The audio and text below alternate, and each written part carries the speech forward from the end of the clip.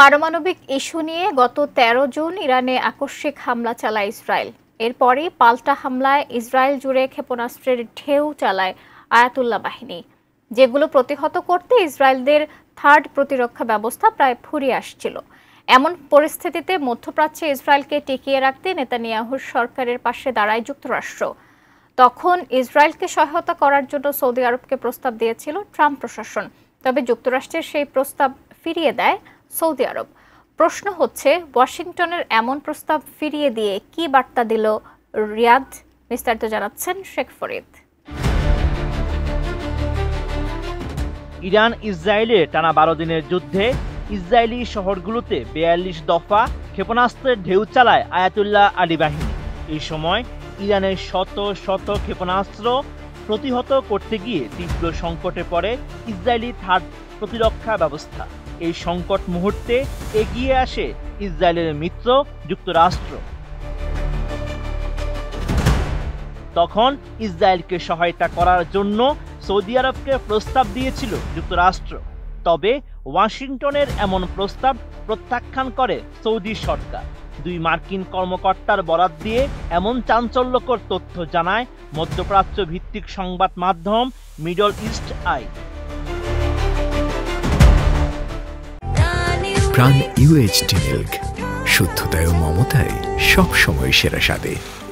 মধ্যপ্রাচ্য ভিত্তিক সংবাদ মাধ্যমটি জানায়, ইরানের ব্যালিস্টিক ক্ষেপণাস্ত্র যখন ইসরায়েলি বিভিন্ন শহরে আঘাত হানছিল, ঠিক সেই সময় ইসরায়েল ও যুক্তরাষ্ট্র উভয়ের মজুতে থাকা ইন্টারসেপ্টর অস্ত্র প্রায় শেষ হয়ে যাচ্ছিল।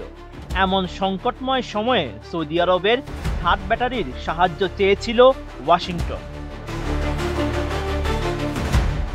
এ বিষয়ে দুই মার্কিন কর্মকর্তা জানান, যুদ্ধের সময় যুক্তরাষ্ট্র সৌদি আরবকে অনুরোধ করেছিল কিছু ইন্টারসেপ্টর দেওয়ার জন্য, কিন্তু কেউ রাজি না হওয়ায় পরে কিছু লেনদেনের প্রস্তাবও দেয় ওয়াশিংটন।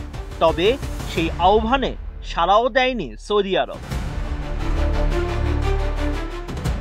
মার্কিন প্রতিরক্ষা কর্মকর্তারা আরও জানান, ইসরায়েলকে সহায়তা করতে সংযুক্ত আরব আমিরাতকেও অনুরোধ করা হয়েছিল, যারা ২০১৬ সাল থেকেই থার্ড প্রতিরক্ষা ব্যবস্থা ব্যবহার করছে।